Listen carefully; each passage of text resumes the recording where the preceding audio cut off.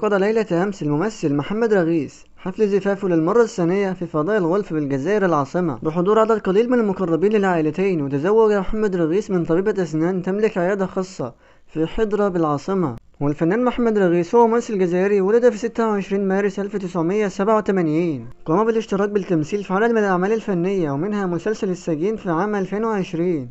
وارتبط اسم الفنان محمد رغيث بإثارة الجدل في الجزائر. بدأ مسيرته كعارض الأزياء ثم دخل عالم التمثيل ولفت كل الأنظار إليه بسبب توليه أدوار البطولة في أشهر الأعمال الدرامية الجزائرية في وقت قصير. وحاليا يعتبر من أشهر وألمع النجوم والفنانين في الجزائر في الوقت الحالي.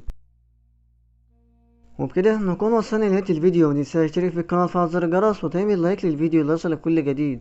والسلام عليكم ورحمة الله وبركاته.